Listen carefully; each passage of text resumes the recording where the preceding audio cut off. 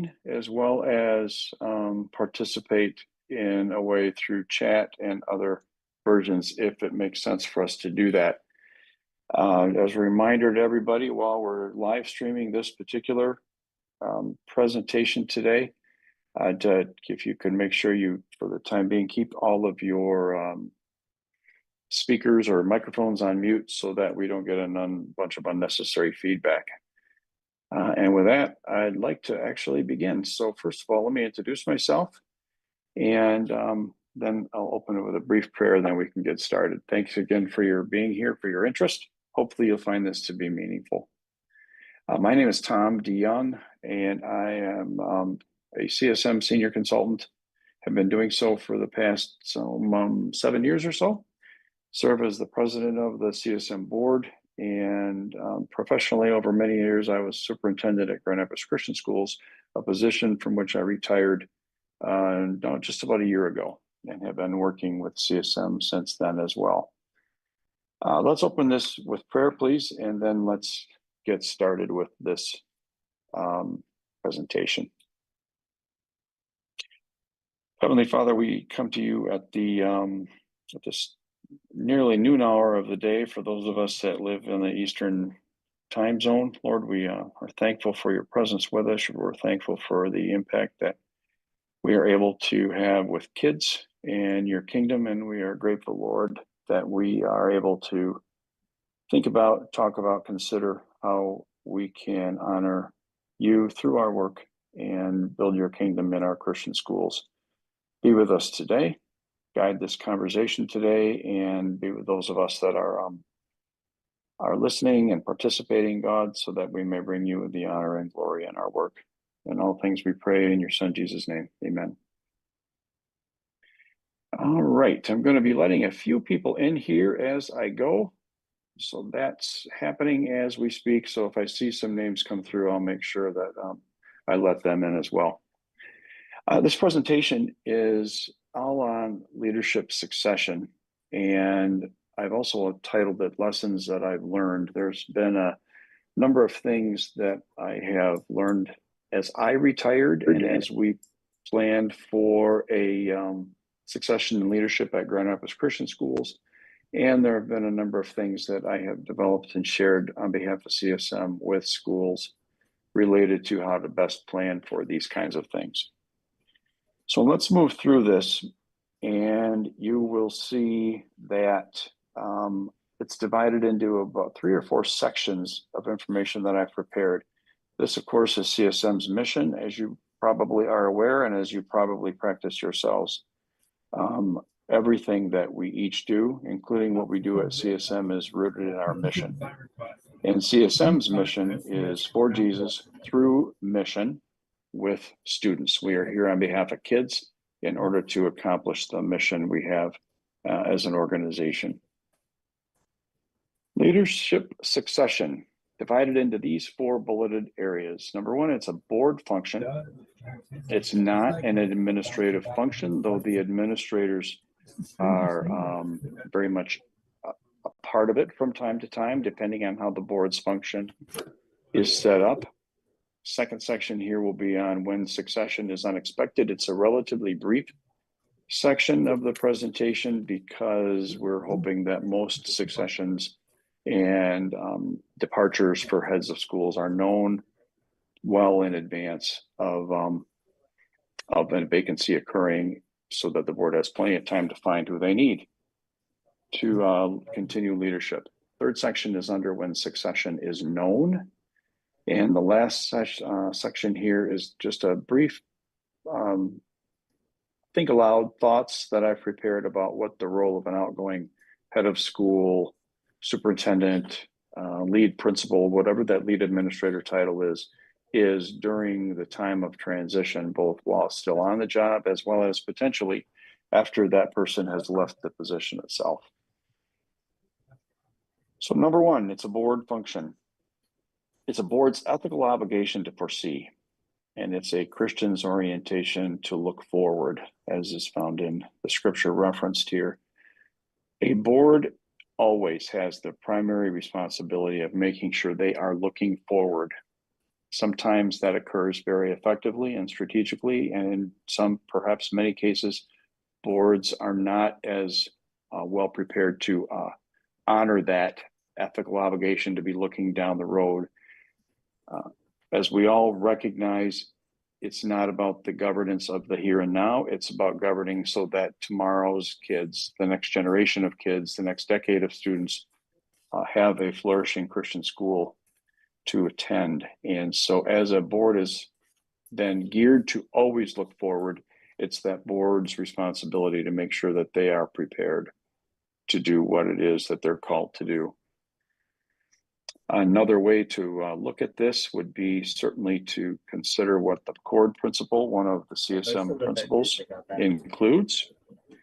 It is a principle that honors and highlights board establishing the mission, hiring the head of school, holds the head of school accountable for full classrooms and plans for the future.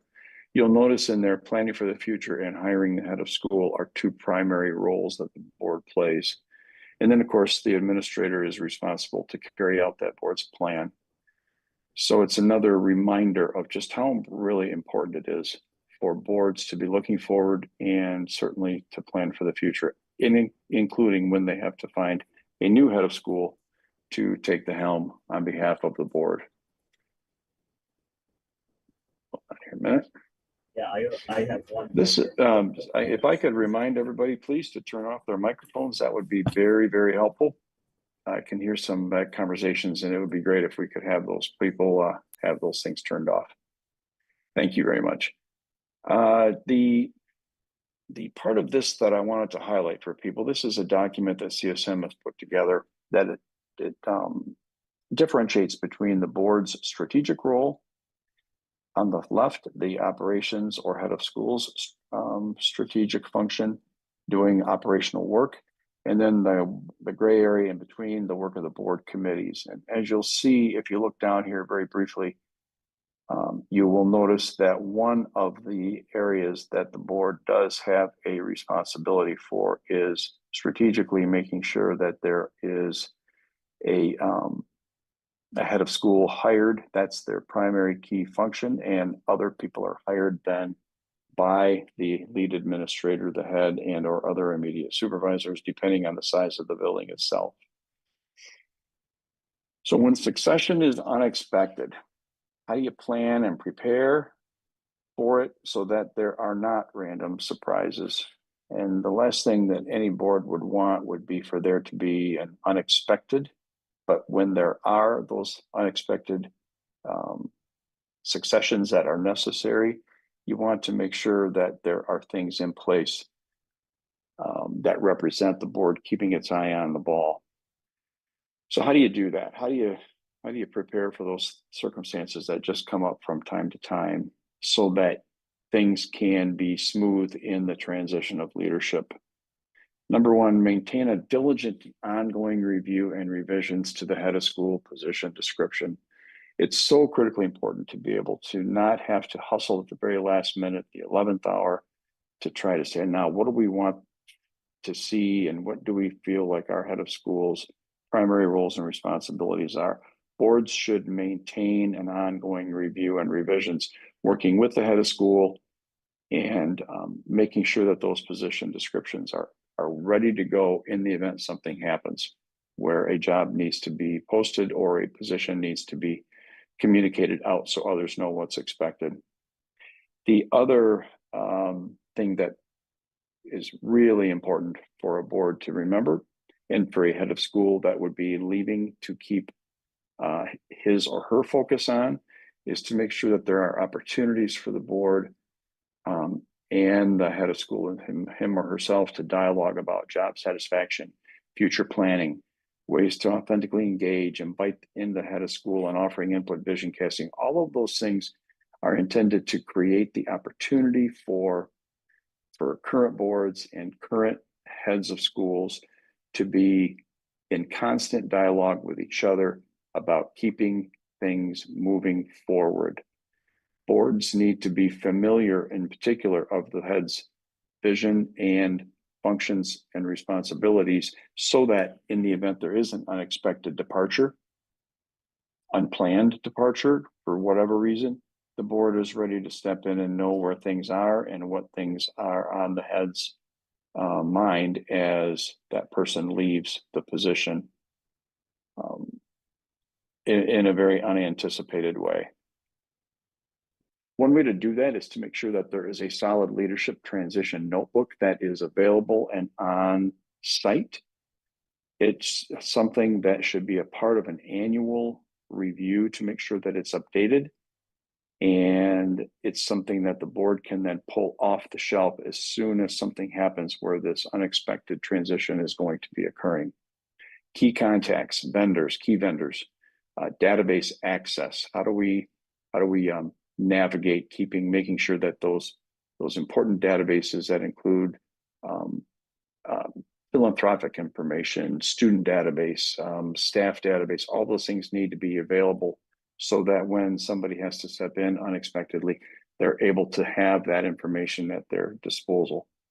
Compensation, benefits, contacts, historical governance records, critically important, so that if the school head and administrative assistants are maintaining those records for the board, if the head is unexpectedly not present any longer, those things are kept and are easily available and accessible so that the board can know that that can be turned over to somebody either as an interim appointed person or as a new hire as a head of school coming in. And that obviously includes board minutes and the materials that go along with board minutes and committee minutes as well. So those are a few things that you can do to make sure that critically important things are available. If you can think of other things that you would want to add to this list, please know that this is not intended to be all inclusive, but it's a way to give you a sense of the kinds of things that boards must keep readily available, and it can include other things as well. Now, when succession is known, which is obviously what we prefer and what boards would desire, then you want to make sure you get it right. So the lion's share of what we talk about now today in this presentation is going to be around the idea of how do we make sure we get this thing right? Knowing what we know now, knowing when our current head will be stepping away, let's make sure we do everything in a way that identifies who it is that will be ultimately moving into that position. First up, one of the most important things an existing head should be thinking about is how and when should I inform the board of my decision to be stepping away. CSM believes it's very appropriate, given the importance of identifying qualified candidates to serve in the position going forward. It's very appropriate for a head to give the board a minimum of 12 months, preferably a year and a half prior to when that person will step down. There are many steps a board needs to take in order to replace a head who has now announced his or her departure, and giving them the time they need to be able to do the job thoroughly and to be well prepared for all the necessary steps is a critically important aspect of a transition or succession in leadership. Request for a board committee to meet to review and oversee the initial process. If the board chair or president does not request that on his or her own, then it's appropriate for the head of school to be going to that board chair to say, let's get folks together. Let's kind of walk the board and us together through this next 12 months or so of the journey that we're about to take.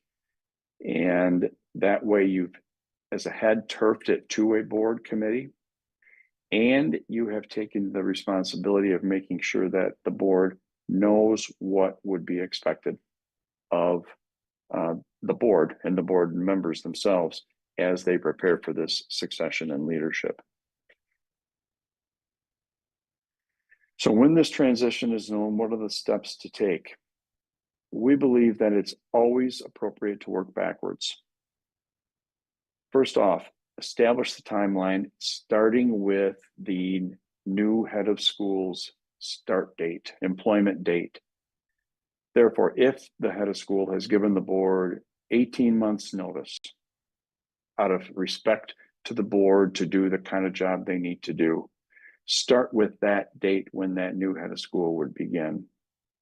Whatever that time frame is, that's the best place to begin, because then you can work backward and you can plan for and make sure all the steps are considered, so that once the day is done and somebody has been identified, the board can feel very good about the steps they took being comprehensive, well laid out, well thought out, and all T's were crossed and I's were dotted in that process. It's a wonderful example of due diligence and commitment to the community, commitment to the students, future and current, and commitment to parents, future and current, and commitment to the donor community, future and current, about just how careful and thorough the board was. You obviously will commit the process to prayer multiple times through multiple environments with multiple stakeholder groups. And you begin to identify the key dates of activities, events the board must consider in order to ensure timeliness and clarity in the communication. One school with which I worked had chart tablets plastered all over the wall. And the very last chart was the date they wanted their new head of school to be on the job and in place. And then we worked from right to left and identified all those things that needed to occur. And it was very transparent and very clear with a small group of board members and the current head to identify what those specific milestone events needed to be and when they should would best occur. And then you share with the full board for review and input prior to finalizing that plan. So you're keeping the board in the loop at all times. Boards like to know what's going on, and they want to make sure that whether it's a small group of board members or a group of board members with administrative team members, that people are really being careful and thoughtful in that process.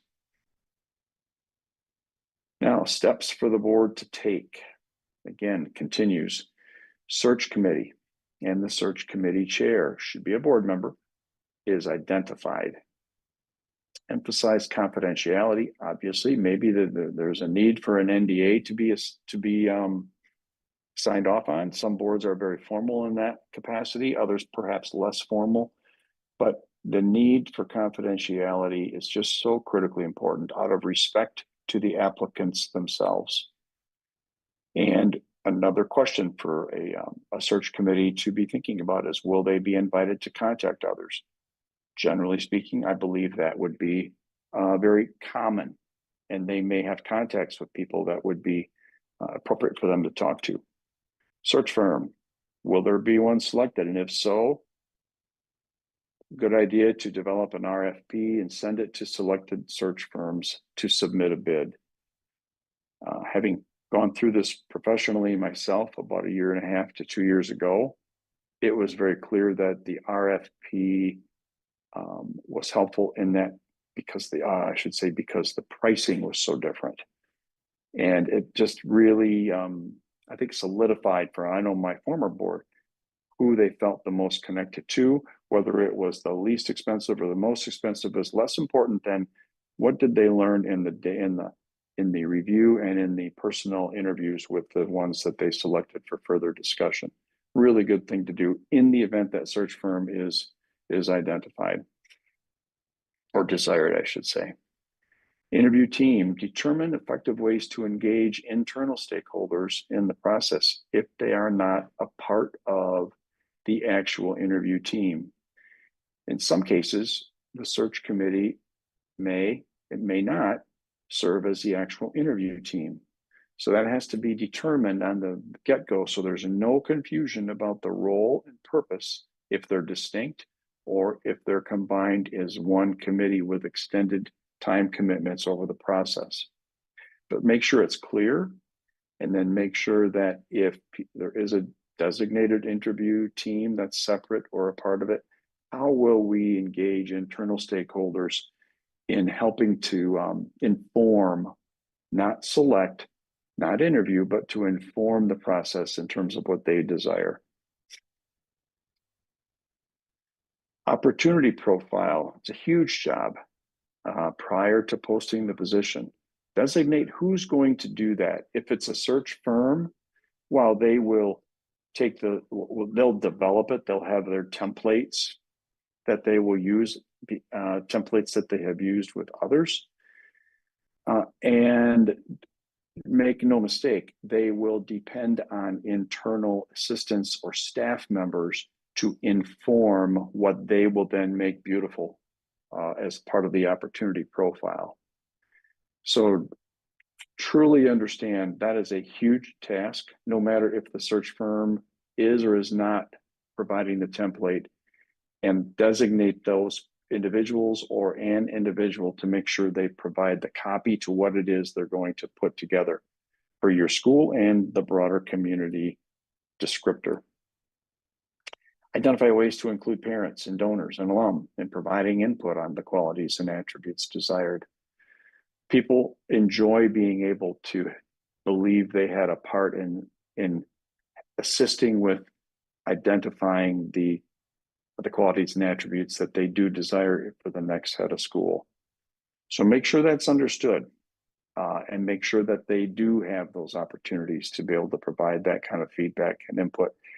With a head of school hire, you want people to feel like they were invited into the process to the extent they can be.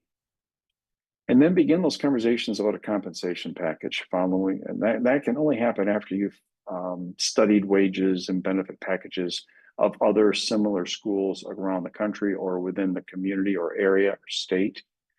That's a board function for sure. It can be informed by a finance committee. Maybe they can be charged with collecting that information. Maybe your outgoing head of school can also do that. All of those on behalf of the board, but those are hard conversations, and they're hard conversations for a board to land on one thing, but that conversation has to start well in advance. Communicate, communicate, communicate. Once these other steps have occurred, and you're starting hopefully to get a sense of why it's appropriate for a head of school that's leaving to give the board absolutely ample time to plan for these things. Once those steps have put into place and the opportunity profile has been determined and the search committee has been formed and an interview committee has been determined, input on the qualities and characteristics, it's critically important for there to be a timeline of when there will be communication to the various stakeholder groups. As everyone knows, you write with your audience in mind. If this is going to be a parent, donor, internal staff communication, it may have a slightly different flair to it. But in each case, internal and external stakeholders do care about what it is the board is doing so that they can feel confident through the communications that things are progressing.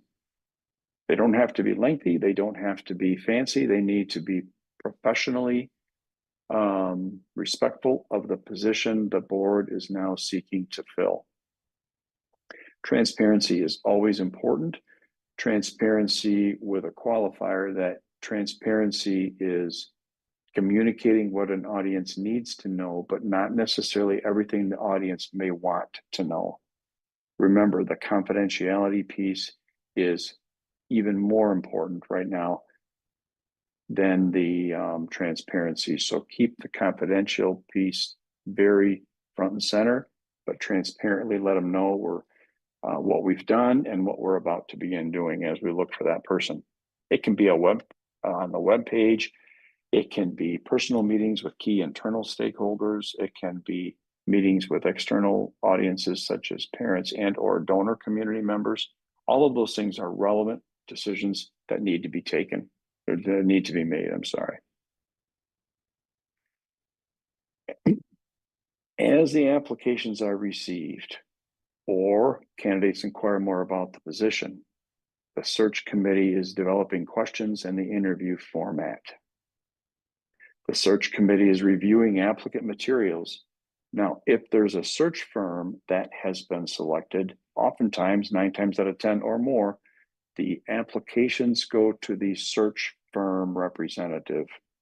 And it's that search firm representative that is designated to answer the questions that are posted or that are submitted. If there's not a search firm, who is the board representative? That will be the individual designated to respond to and or think with people about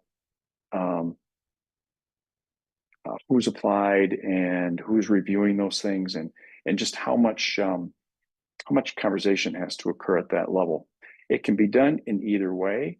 It just needs to be something done in a way that is protecting of confidentiality, as I mentioned a bit ago, and it needs to be done in a way that is supportive of the screening process itself.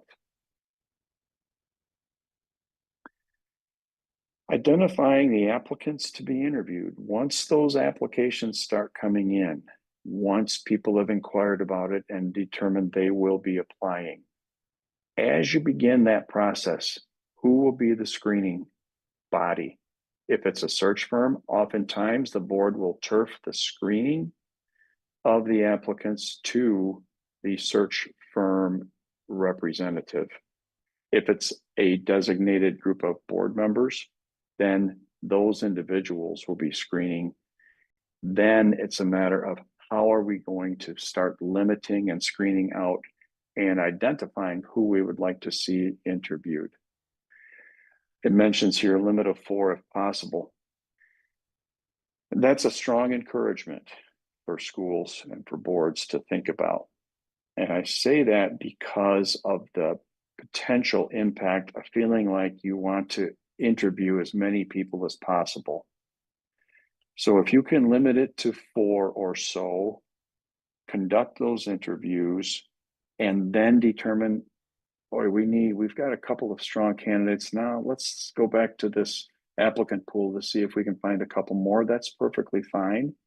But you can get stuck in the overwhelmingness of interviewing more than that at a time, because it just simply takes significant amounts of energy. It can be a physical strain on those that are doing the interview, and it can become overwhelming after a while to keep everybody straight in a way that you feel good about who these individuals are. So you schedule the interviews, you limit it to a reasonable number, 3 to 4 as mentioned, and then you confirm the location, preferably off-site, to protect confidentiality of the applicant itself, if that's possible. So that was all pre-interviews. And remember, this all falls under if the transition is known. How do you ensure smooth transitions and ensure success? You've selected your applicant. Congratulations. Let's get that individual confirmed and let's secure the signed contract. It is not appropriate to communicate anything until you have confirmed things with the individual and there's a contract that's been signed and an agreement made that this person's coming our way, that no longer can that individual back out. You don't want to communicate anything until that is done. Once that's done, then you celebrate the selection and you begin the important process of stakeholder communications. You announce the new head of school to the internal and the external stakeholders, staff, parents, grandparents, alum, media release, donor community. All of those stakeholder communications are prepared and they are timed in a way that people hear about it in order of priority: first, second, third, fourth, and preferably all within a day of the actual initial announcement. That's really important because once somebody hears they invariably will contact somebody and say, did you hear? Did you hear? Did you hear? You want to make sure that your board is fully aware that they have approved the contract, that the person's ready to go, and then you start to identify who's next and when they need to hear. I remember a school about 2 years or so ago who it was a big announcement, and the announcement was timed literally to the minute of when it was communicated out via email and other sources. For example, let's say it was announced at 10 o'clock and the board saw the announcement that they were sending out. And so 10 o'clock announcement sent to the first highest priority group. And then at 10:05, it went to the next group. And at 10:10, it went to the next group. And then 10:15, and it was staggered every 5 minutes so that everybody knew as quickly as they could, but you honored the priority order of the announcements due to the nature and positions that people were holding. You nurture the new head of school and that person's family. That's a very important process and concept. You invite the family and you invite the spouse to celebrate this and to be thankful and to pray together and to pray for the new head of school and the head of school's spouse and kids if there are kids involved. Invite the head of school to school events prior to the start date. Look for opportunities to authentically introduce the next head of school to members of the school community. Maybe there's a really amazing band concert that everybody under the sun comes to watch. What a great opportunity for the next head of school to be introduced and open in prayer, for example. Consider relocation expenses. That's becoming more and more common already for certain administrative positions. It certainly is something in the event of a relocation that should be talked about and discussed with the next head of school. Introduce the new head of school to friends of the school that are realtors, helping them find a home, being available to the incoming head of school, confirming the next head of school's interest and desire for the outgoing head of school's engagement. Does that person desire for that person, the outgoing person, to be around and to consider mentoring or introducing him to or her to certain donors? What you know it's intended there, and it's all around if there is interest for the next head of school to have that person be available to some extent, or if the board thinks there's a need for that, then determine it, and then make sure the outgoing head of school believes there's value to the incoming and that outgoing head's interest and willingness to continue to engage, whatever that might look like. And to consider an executive coach. What's intended there is not to assume that the next head of school is not competent. What's considered here and why it's listed is because the next head of school does not know everything about that particular school that the outgoing one did, and will there be value in having somebody, an experienced head of school, walk alongside the next head of school and just pray together and ask questions of each other to help not dictate, but to guide the next head of school smoothly in his or her responsibility in that particular school community. Most importantly, boards need to recognize the importance of investing time and resources in the new head of school. There must be dollars that the board can allocate to make sure that the next head of school starts smoothly, is positioned well to hit the ground running, and to be seen publicly by the parent and other stakeholder communities as being a terrific new hire to take the helm once the former head of school is left. Post now. Support, patience, and prayer. You're off and running, but keep your foot on the gas. Establish a head of school stewardship committee to nurture and support the new head of school and the new role he or she is now in. Committing to prayer.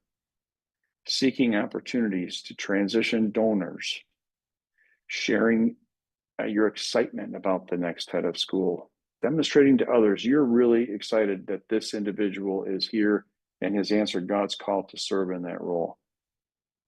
Make sure that the board agenda for the year is clear. The next head of school understands what is expected and anticipated for the year. You can do some of those things behind the scenes to make sure that that person is familiar with what has been done and what the board has discussed in terms of next steps going forward. Determine the new head of school's goals and an evaluation tool, and then monitor the head of school's coaching. Check in to see how the head of school is doing. Are there questions that maybe the board should be asking? Talk to the coach. Talk to the head of school, see what kinds of conversations are happening, and make sure you know that the new head of school is being supported professionally and spiritually. Last section today is just a bit of conversation now around my closing thoughts about the outgoing head. What's that person experiencing? Having gone through that about a year and a half or so ago, I can tell you where I know what I was thinking, what was going through my head. And I think it's a way to demonstrate a respectfulness to the outgoing head, appreciation for his or her service, and an appreciation for the difficulty at times of stepping away from a position that the outgoing head dearly loves, or I should say now loved. So let's talk a little bit about that. It's always true that somebody leaving a position will be asking questions like, where do I fit? How do I move on? And as you say goodbye to an outgoing head of school, whether that person is retiring or simply resigning to do something new, it's a relevant question that anybody who's leaving a job to do something different will be experiencing. Boards can show support and recognition for that very well by knowing that that's a question that should be on their mind because it's on your outgoing head's mind. So where do I fit? You've got to be able to put your ego aside. And that's something that the outgoing head will have to think about. Committing to prayer for that new head of school. Offering to assist and maintain contact. Give the outgoing head those opportunities to engage when it's appropriate and when the new head of school believes it would be helpful. Getting creative on how you might pass the baton. Before you leave a position, encourage your outgoing head to think about how can we demonstrate a passing of the baton in a way that helps position the next incoming head of school favorably within the eyes of the community and staff members. And there's lots of neat ways to be able to do that. Seek opportunities to transition donors, invite the conversations with the incoming head of school. Share your excitement about and confidence in the new head of school. And most importantly, encourage the head and support the head as he or she begins to look with excitement to a pending transition. All of this is to say, know that an outgoing person is going to feel like they won't know what's expected of them. How can I be helpful? How can I support this individual? What can I do that's not stepping on this person's toes? So what can I do to position that person to do the work God's called him or her to do? And that's where putting your ego aside becomes so critically important.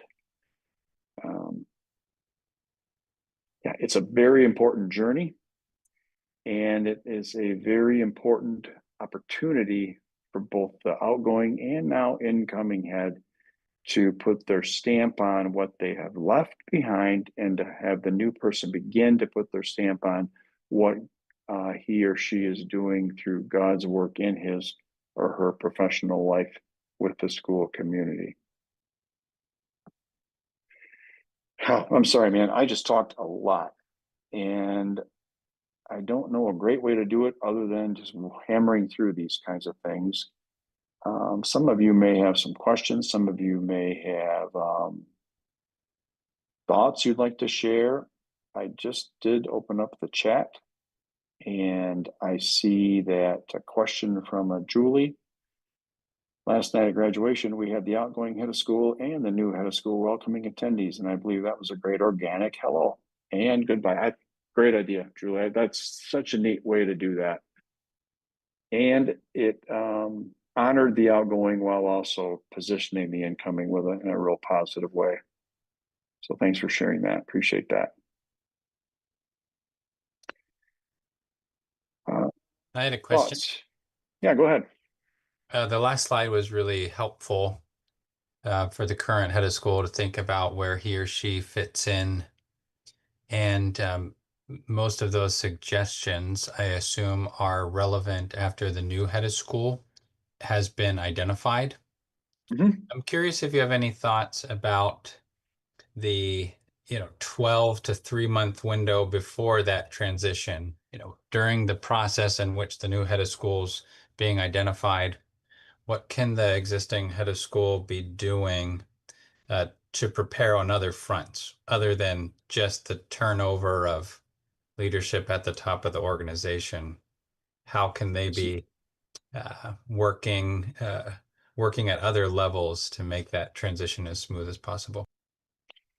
Are you asking, Michael, if is that post the new incoming head of school has been identified but not yet on the job, or is it pre being identified? I may have misunderstood that first part of that question.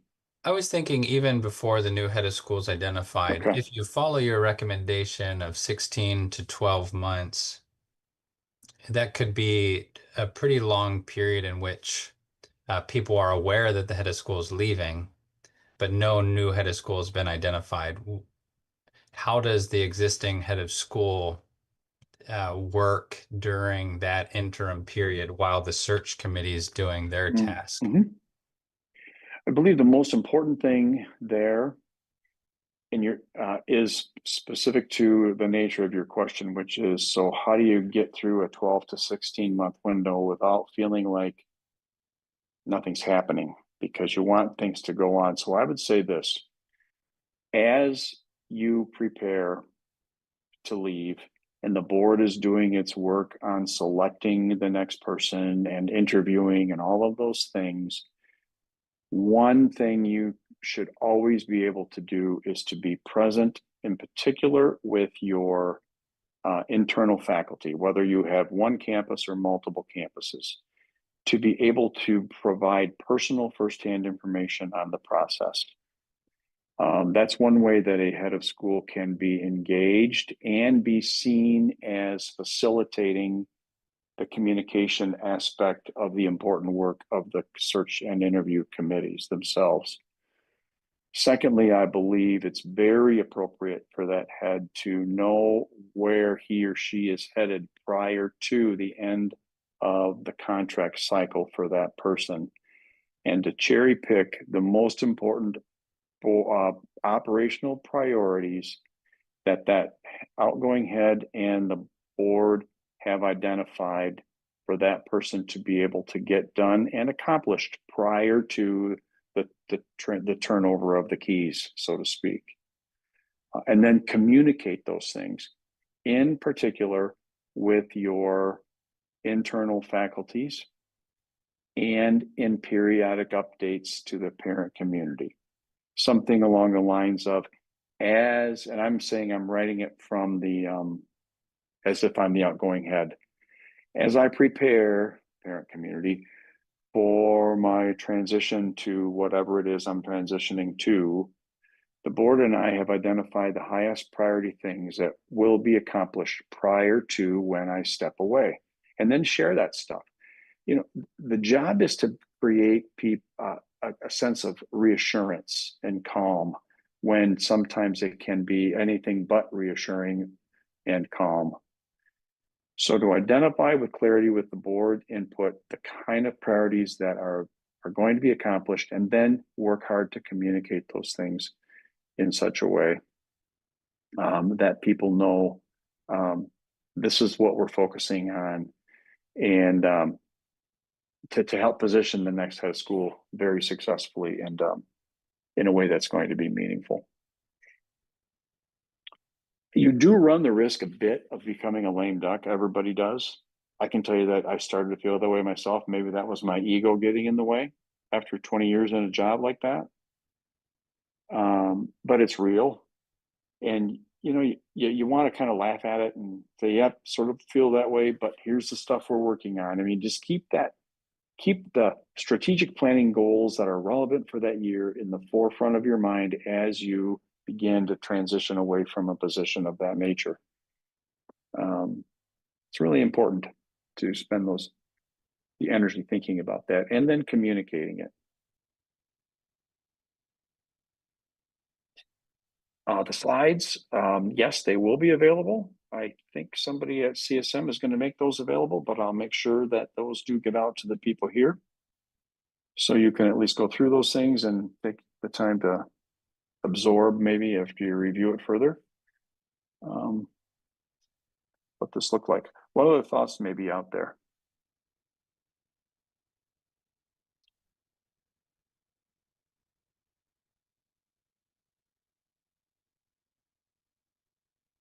All right. Do you have a current read of the job market for head of schools? Are there a lot of vacancies? Are there a lot of people interested? What are the search firms saying? I don't know of all the vacancies. I will tell you what I have learned and also what CSM has found in our work in this area. I'll start with what I've learned, and then I'll say I think it's probably very much aligned with what CSM also tells people and what we teach. I can tell you that there are the number of highly qualified people who desire to be a head of school, no matter the size or location of the school itself, is limited. And it does not mean that there's not necessarily people that are interested, but what it means is that there are not as many strategically minded, interested head of school applicants than there may be positions available. And so that's why it's so important for, I think, a board to strategically spend the time it needs to spend in finding somebody. Because you want to find the right one that's a match for your mission and for your core values of the institution, that can understand the importance of strategic planning and what that can look like and what that can do to work towards a flourishing Christian school. CSM has worked with a lot of schools. We don't do executive searches, but what we do is do a lot of work with Christian schools around the country in a way that identifies the need for strategic leadership. And then it's true, as is true for many other institutions outside of Christian schools, you need to make sure that you found the right fit for you. And sometimes it's not that quick to easy to find the right person.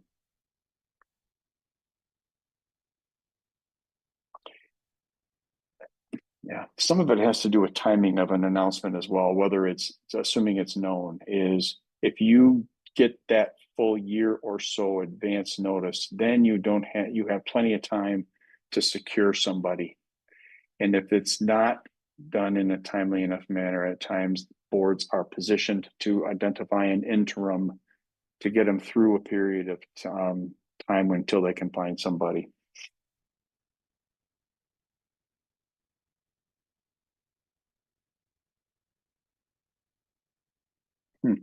This is an interesting question I just had from somebody, Jeremiah. I think this might be your question. Sorry if I missed this in your presentation, but what role can or should other paid school leaders, i.e. principals, director of finance and ops, play in the transition? That's a really good question. And it's not something that CSM does not believe that people should necessarily pick their next boss, so to speak. However, that being the case, they play and can play a very valuable role in potentially either being represented in some way as a member of an interview committee or as a member of a search committee, but it's not in mass because the board reserves the right to select the individual they believe is best suited to fill the position. And there can be a conflict of interest if too many direct reports, other principals, administrators, etc., are heavily handed or the majority of those search committees or those interview committees. So they can be a part of it and they can be identifying the kinds of persons or individuals that they hope will apply, the attributes and characteristics or qualities. And that can help the search committee and interview committee, knowing what the administrators have said is desired, to consider those things along with other things. So there is a place for them. There is a place within parameters and expectations that are clearly known and communicated at the onset.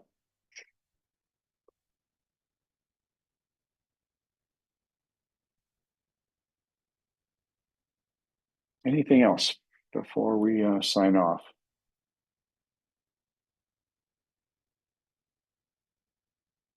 Okay. Well, thank you, everybody. I really appreciate this. Do please watch for these to be shared with you so you have those opportunities to review that, and don't hesitate to reach out anytime if you have questions. I'm happy to help answer questions like those that came up today. All right. Well, thank you, everybody. Enjoy your spring seasons and pending summer here. We wish you God's blessing, certainly. Have a great day. Bye-bye.